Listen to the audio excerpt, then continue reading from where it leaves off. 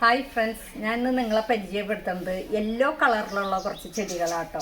ഈ കാണുന്നതൊക്കെ യെല്ലോ കളറിലുള്ള ചെടികളാണ് എൻ്റെ. അപ്പോൾ എല്ലാവർക്കും ജെസ്സിസ് ഗാർഡൻ വോയിസിലേക്ക് സ്വാഗതം. ഞാനൊരു 4 യെല്ലോ കളറിലുള്ള ചെടിയാട്ടോ പരിചയപ്പെടുത്തുന്നത്.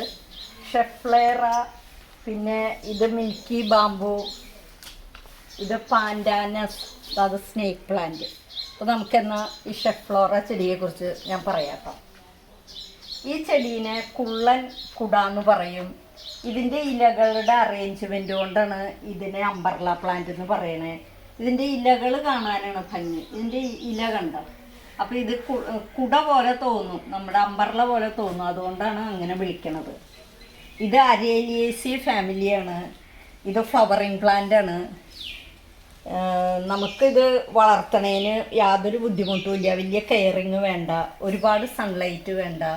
വലിയ ചട്ടിയിൽ നമ്മളിത് സെറ്റ് ചെയ്യുകയാണെങ്കിൽ ഇത് വളർന്ന് നല്ല ഭംഗിയായിരിക്കും കാണാനായിട്ട്.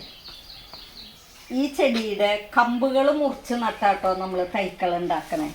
ഇത് കണ്ടോ, ഇതിൻ്റെ കമ്പ് മുറിച്ച് നട്ടതാണ് ഞാൻ. അപ്പോൾ അത് വന്നേക്കണം നോക്കിയേ. ഇതിന് ഒരുപാട് വെള്ളവും ആവശ്യമില്ല. ഇത് വലുതായി കഴിയുമ്പോൾ നമ്മൾ ഇതിൻ്റെ കമ്പുകൾ കട്ട് ചെയ്ത് നടണം. അപ്പോഴാണ് ഇതിൻ്റെ ഇളപ്പുകൾ വന്ന് ഈ ചെടി നല്ല തിക്കായിട്ട് വളരുള്ളൂ. അടുത്തത് നിങ്ങളെ ഞാൻ പരിചയപ്പെടുത്തുന്നത് ഡ്രസ്സീന ചെടി. ഒരു 3 വെറൈറ്റി ഡ്രസ്സീന ചെടിയാട്ടോ. ഇത് ഫ്ലോറിഡ ബ്യൂട്ടി എന്ന് പറയും. ഇതിൻ്റെ ഇലകൾ നോക്കി, ഡോട്ട് ഡോട്ടായിട്ട് യെല്ലോ കളറിലുള്ള കുത്തുകളാണ് ഇങ്ങനെ. ഇത് പ്രത്യേക ഭംഗിയായത് കാണാനായിട്ട്. ഇത് ഇൻഡോർ പ്ലാന്റ് ആയിട്ടും വെക്കാം, ഔട്ട്ഡോർ പ്ലാന്റ് ആയിട്ടും വെക്കാം. ഇത് മിൽക്കി ബാംബു ആട്ടോ. ഇതിൻ്റെ ഇലകൾക്ക് കുറച്ച് വ്യത്യാസമുണ്ട് കണ്ട. ഇത് മിൽക്കി ബാംബു. പിന്നെ ഈ കാണുന്നത് മിൽക്കി വേ എന്ന് പറയും. അങ്ങനെ 3 വെറൈറ്റി ആട്ടോ ഇത് ഇൻഡോർ പ്ലാന്റ് ആണ്, ഔട്ട്ഡോർ പ്ലാന്റ് ആണ്. ഒരുപാട് വെയിൽ വേണ്ട, ഒരുപാട് വെള്ളം വേണ്ട. 6 മാസം കൂടുമ്പോൾ നമ്മളിതിന് കുറച്ച് ചാണകപ്പൊടി ഇട്ട് കൊടുത്താണ്. ഇത് ഫ്ലവറിങ് പ്ലാന്റ് ആണ്. ഇത് വെർട്ടിക്കൽ ഗാർഡൻ സെറ്റ് ചെയ്യാൻ നല്ല ചെടിയാട്ടോ. ഞാനിത് വെർട്ടിക്കൽ ഗാർഡനിൽ സെറ്റ് ചെയ്തത് കാണിക്കാം. ഞാൻ വെർട്ടിക്കൽ ഗാർഡനിൽ ഡ്രസ്സീന ചെടി സെറ്റ് ചെയ്തേക്ക് നോക്കി. ഇതിൻ്റെ പൂവുണ്ടായേക്കുന്നതാ. ഇത് നോക്ക്, ഇനി ഇവിടെ ഉണ്ടായിരുന്നു പൂക്കൾ എല്ലാം പൊഴിഞ്ഞു പോയി. നമ്മളിതിൻ്റെ കമ്പുകൾ മുറിച്ചാട്ടോ നടന്നത്. ഇതുപോലെയുള്ള ഈ തലഭാഗം ഉണ്ടല്ലോ, ഇത് കട്ട് ചെയ്തിട്ടാണ് നമ്മൾ തൈക്കൾ ഉണ്ടാക്കണത്. ഇനി അടുത്ത എൻ്റെ യെല്ലോ ചെടി, ഇത് സ്നേക്ക് പ്ലാന്റ് ആട്ടോ. ഇതിൻ്റെ ശരിയായ പേര് സാൻസിവേരിയ എന്നാണ്. ഇതിൻ്റെ പ്രത്യേകത എന്ന് പറഞ്ഞാൽ ഇതിൻ്റെ ഇലകളൊക്കെ ഇങ്ങനെ മുകളിലേക്ക് ചൂണ്ടി നിൽക്കും. ഇതിൻ്റെ സൈഡിൽ കണ്ടില്ലേ യെല്ലോ ലൈനായിട്ട്. ഇതിൻ്റെ വെരിഗേറ്റഡ് ഇനാട്ടോ ഇത്. ഈ ചെടി നടണത് എങ്ങനെയാണെന്ന് വെച്ചാൽ ഇതിൻ്റെ കടക്കയിൽ നിന്ന് നിറയെ തൈക്കൾ, മദർ പ്ലാന്റിൽ നിന്ന് നിറയെ തൈക്കൾ വരും. അത് അടർത്തിയെടുത്ത് നടാം, അല്ലെങ്കിൽ ഇതിൻ്റെ ഇലകൾ കട്ട് ചെയ്ത് നമുക്ക് തൈക്കൾ ഉണ്ടാക്കാം കേട്ടോ.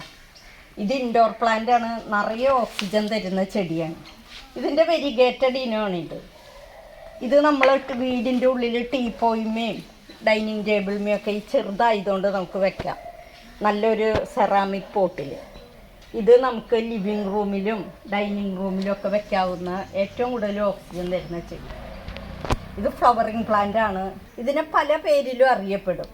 സർപ്പപ്പോള, വിഷപ്പോള എന്നൊക്കെ അറിയപ്പെടും കേട്ടോ. സർപ്പപ്പോള എന്ന് പറയുന്നത് എന്താണെന്ന് വെച്ചാൽ പാമ്പിൻ്റെ ഉരിഞ്ഞിട്ട തോല് പോലെ തോന്നും ഇതിൻ്റെ ഇല കണ്ടിട്ടുണ്ടെങ്കിൽ, അതുകൊണ്ടാണ് അങ്ങനെ പറയണത്. ഇനി ഞാൻ നിങ്ങളെ പരിചയപ്പെടുത്തുന്നത് പാൻഡാനസ് ചെടി. ഇത് സ്പൈഡർ പ്ലാന്റിൻ്റെ ഇനത്തിൽപ്പെട്ടതാട്ടോ.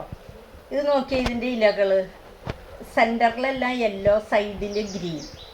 ഇതിൻ്റെ തൈക്കൾ കടയ്ക്ക് നിറയെ വരും. അത് അടർത്തിയെടുത്താട്ടോ നമ്മൾ പുതിയ തൈക്കൾ ഉണ്ടാക്കണത്. ഇതിൻ്റെ വെരിഗേറ്റഡ് ഇനമാണിത്. ഇത് കുറച്ചും കൂടി തിന്നാണ് ഇതിൻ്റെ ഇലകൾ. ഇതുമൊരു മുള്ളൊക്കെ ഉണ്ട്. ഇത് നമ്മൾ സൂക്ഷിച്ച് വേണം ഇത് കട്ട് ചെയ്യുകയൊക്കെ ചെയ്യാനായിട്ട്. ഇത് നമ്മൾ ബോർഡർ പ്ലാന്റ് ആയിട്ട് നമുക്ക് നടാട്ടോ. ഇപ്പം ഇങ്ങനെയുള്ള സ്ഥലത്ത് നിറയെ ഇത് നട്ടിട്ടുണ്ടെങ്കിൽ കാണാൻ നല്ല ഭംഗിയായിരിക്കും.